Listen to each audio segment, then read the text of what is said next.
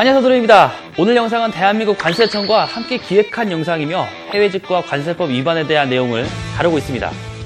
조금 어려울 수도 있지만 최대한 쉽게 풀어볼 테니까 많은 시청 부탁드릴게요. 해외 직구라는 단어를 많이 들어보셨을 거예요.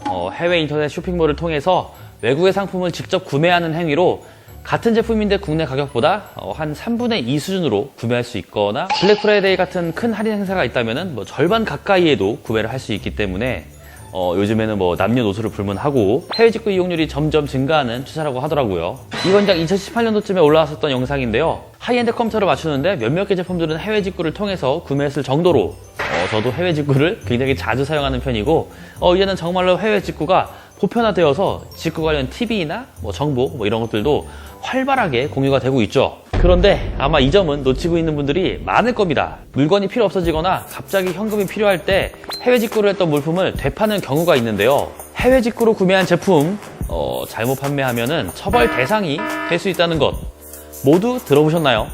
그래서 오늘은 간단하게 해외 직구의 절차부터 관세법 등의 유의할 내용까지 여기 앞에 있는 관세청 마스코트와 꼼꼼하게 설명을 해드리도록 하겠습니다. 우선 해외 구매는 어떻게 진행되는지 간단하게 설명드릴게요. 예를 들어서 아마존에서 마음에 드는 제품을 해외 결제가 되는 카드로 결제를 하고요. 직배송 또는 배송대행지를 통해 배송을 시키는데요. 그 이후 관세청 검수 및 통관 완료, 그 후에는 집 앞까지 배송이 되면은 해외 직구 절차는 끝이 나게 되죠. 매우 간단하죠. 그러면 해외 직구의 장단점에 대해서 얘기를 해보면 우선 장점은 국내 판매가보다 저렴하게 구매가 가능하다는 점이 되겠죠. 대표적으로 블랙 프라이데이 같은 경우는 특정한 날은 거의 50% 가까이 할인되는 경우도 많아서 배송비와 부가세를 합친다고 해도 국내 가격의 70% 선에서 구매가 가능할 때가 있습니다. 그리고 두 번째는 국내 미출시된 제품을 구매가 가능하다는 것이 되겠죠. 얼리 어댑터라면 남들보다 하루 더 빨리 사용해보고 싶을 텐데 그럴 때 해외 직구를 통해서 사용할 수가 있죠. 대표적으로는 아이폰 시리즈 출시 때 해외 직구를 많이 하게 됩니다. 그렇다면 해외 직구의 아쉬운 점은 뭐가 있을까요? 첫 번째로는 AS 절차가 복잡하다는 것이 되겠는데요. 정식 유통을 거친 제품이 아니기 때문에 AS를 받아주지 않거나 유상 AS로 진행해야 되는 경우도 많고요. RMA로 진행한다고 해도 기간이나 비용이 꽤나 들어가는 편이죠. 그리고 두 번째는 해외 직구 제품은 중고 판매가 불가능합니다. 이 부분은 처음 들어보셨을 거라고 생각이 되는데요. 그래서 지금부터 이 부분에 대해서 본격적으로 얘기를 해볼게요. 자, 이제 우리 상상해 보자고요. 해외 직구를 통해서 물건을 구매했습니다. 잘 사용하다가 현금이 급하게 필요할 때가 생기거나 물품을 잘 쓰지 않는 경우 중고장터에 내놓잖아요. 그리고 이제 구매자와 연락이 닿으면은 적당한 장소나 시간을 선택해서 중고거래를 하게 됩니다. 여러분들이 보기에 딱히 이상한 점은 없어 보이죠. 하지만 해외 직구로 구매한 제품을 되판매할 경우엔 어떠한 사유도 불문하고 관세법, 전파법 등의 위반으로 처벌을 받게 됩니다. 이게 무슨 뜬금포야? 라고 얘기할 수 있기 때문에 법적 근거와 함께 다시 한번 명확하게 설명드릴게요.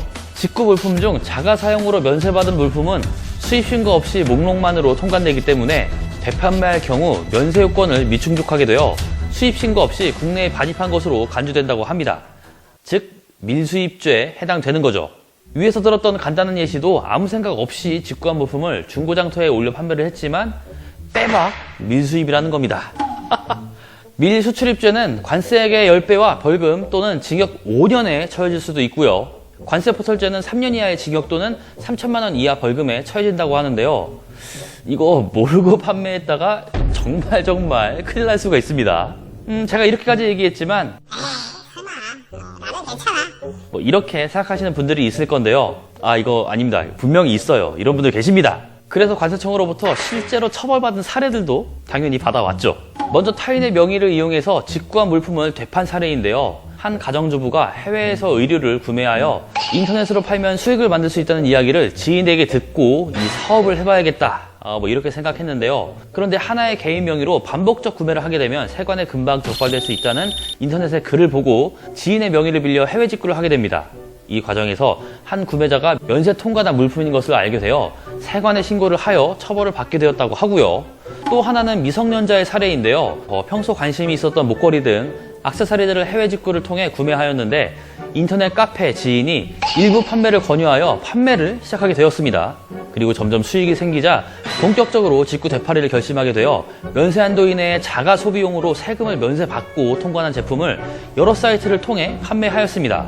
이후로 한 사이트의 구매자가 사업자 등록증이 없이 저렴하게 구매하는 것을 이상하게 여겨서 세관에 제보를 함에 따라 처벌을 받았다고 합니다. 위 사례들은 의도적으로 되팔이를 할 목적이었지만 제가 위에서 목적 불문이라고 했죠. 되파는 행위 자체가 관세법 등으로 인한 처벌 대상이 되기 때문에 혹시라도 내가 직접 사용하려고 하는 것을 중고로 판매하는 것은 괜찮지 않을까? 이런 생각 자체도 하시면 안 됩니다. 이런 거 안 돼요. 안 됩니다. 개인 사용을 위해 면세로 구입한 제품을 중고로 되파는 행위 역시 그 처벌 대상이기 때문이죠. 이렇게 간단하지만 해외 직구의 절차와 장단점, 그리고 많은 분들이 미처 알지 못했던 관세법 위반 사례까지 알아보았는데요. 똑똑한 소비자들이 늘어남에 따라 해외 직구의 시장도 점점 커지고 있지만 막상 이러한 위법 행위 등에 대해 제대로 알지 못하는 경우가 많았을 거라고 생각합니다. 영상 만든 타이밍 아주 기가 막히지요? 그리고 이번 영상의 법적 근거와 예시는 관세청으로부터 직접 전달받았기 때문에 한 치의 거짓도 없습니다. 있을 수가 없죠. 그만큼 우리가 생각했던 것 이상으로 큰 처벌을 받을 수 있다는 것을 다시 한번 강조하며 해외 직구에서 저렴하게 구매하는 것만큼이나 중요한 관세법, 전파법 위반에 대해서 이번 영상을 꼼꼼하게 잘 시청해 건전한 해외 직구 라이프 하시길 바라며 이번 영상은 여기서 마무리하도록 하겠습니다. 영상이 재밌었다면 구독과 좋아요 해주시는 것도 잊지 마시고요. 그럼 전 다음에 더 재미난 영상으로 찾아오겠습니다. 다음에 또 봐요. 안녕. 해외 직구 저렴하게 사는 거 다 좋습니다. 그런데 판매하면 큰일 나요. 예.